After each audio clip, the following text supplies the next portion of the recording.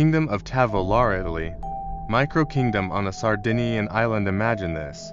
You're sailing along the stunning emerald coast of Sardinia, the Italian island famous for its beaches, billionaires, and gelato. The sun is kissing your shoulders, the Mediterranean breeze is in your hair, and suddenly, out of nowhere, you hear, "Welcome to the Kingdom of Tavolara." Population, a royal family, a few goats, and you, if you're lucky. Yes, a kingdom, not a beach club, not a quirky Airbnb, but an actual royal kingdom. On a rocky Italian island the size of a small village. This isn't Game of Thrones. This isn't a Renaissance festival. This is Tavolara, the world's smallest kingdom you probably never heard of. Today, we're diving deep into how this Sardinian rock became a royal micronation, whether Italy even cares, and what happens when your entire kingdom is smaller than your neighborhood Starbucks. Stay tuned, because Tavolara's story is so bizarre and beautiful.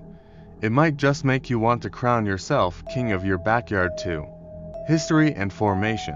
Let's rewind to the early 1800s. Sardinia was quiet, rustic, and known more for shepherds and stone huts than rurals and palaces. But out at sea, there sat Tavolara, a jagged, rugged limestone island rising dramatically from the turquoise waters. In 1836, a Sardinian shepherd named Giuseppe Bertolioni sailed there with his goats. He wasn't a nobleman, a general, or a billionaire. He was just a practical Sardinian with a dream, to live peacefully with his goats, away from taxes and trouble. But fate had grander plans.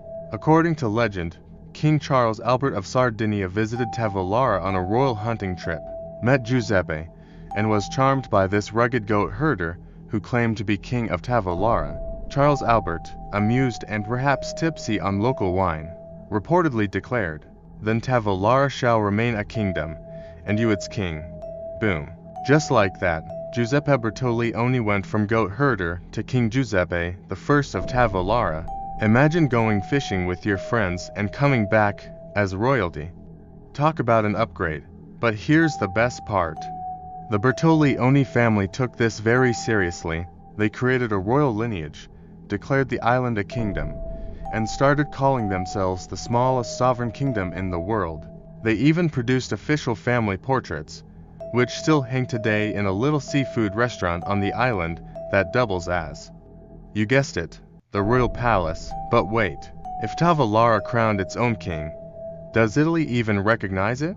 Or is this just an elaborate family joke taken way too far? Let's dive into Tavolara's political recognition status, where things get even weirder. Political recognition status. Here's where geopolitics meets Italian humor. Technically, Tavolara is part of Italy. There is no UN seat for Tavolara, no embassies, no prime ministers or military parades. But the story goes that Italy never officially annexed Tavolara, and the Bertolioni family maintains that King Charles Albert's declaration still stands.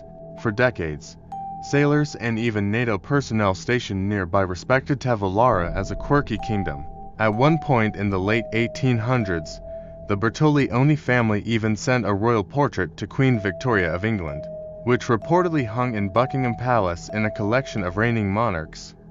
Yes, among the portraits of Queen Victoria and Emperor Franz Joseph, there was also King Paolo I of Tavolara, a Sardinian fisherman in a beret.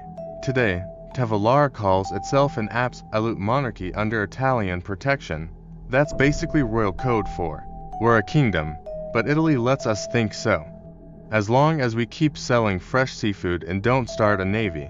But beyond its playful diplomatic limbo, what is daily life actually like inside the world's smallest kingdom? Let's travel there now. Daily life and travel visuals. Arriving at Tavolara feels like landing on a movie set. Towering limestone cliffs greet you, rising more than 500 meters straight out of the sea, like a mini Gibraltar in sapphire waters. There are no border controls, no customs officials, no royal guards at a golden gate. Instead, you step off your ferry onto a modest pier. Walk a few steps, and you'll see it, the royal restaurant, run by the Bertolioni family. The royal cemetery, where Tavolara's kings and queens are buried. The royal goats, still roaming free as their ancestors did in Giuseppe's time. You can even meet the current King Tonino, who owns and runs the restaurant. For the price of a seafood lunch, he'll tell you the kingdom's entire history, show you family photos, and maybe even knight you as an honorary Tavolaran. Imagine that. You go in for grilled octopus, you leave as a knight. Not a bad deal. There's also a small church, a tiny cluster of summer houses, and a beach with snorkeling so pristine it rivals the Maldives. But don't expect a palace tour. The royal palace is really a charming trattoria with checkered tablecloths, local wine, and stories taller than Tavolara's cliffs. So, with all this royal flair, does Tavolara mint its own currency? Do they pay taxes to themselves? Or does the kingdom survive on pure Mediterranean vibes? Economy, currency, and governance. Here's where Tavolara's story stays grounded. The kingdom uses euros. Like the rest of Italy, there is no Tavolaran currency, no national mint in the back of the restaurant.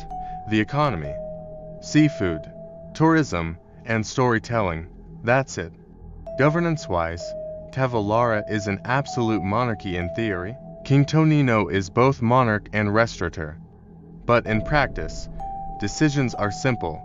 Keep the island clean, keep the guests happy, and keep the royal fish fresh. There are no taxes, no army, no parliament debates. Their royal decrees are mostly about closing times and fresh fish prices. But they do have royal ceremonies.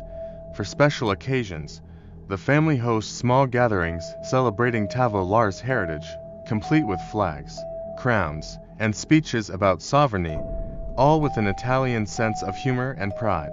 With such a tiny kingdom and limited income, what does the future hold for Tavolara? Will it remain an independent kingdom forever, or fade back into Italian obscurity? Future prospects or risks? For now, Tavolara's future seems as calm as its crystal-clear bays.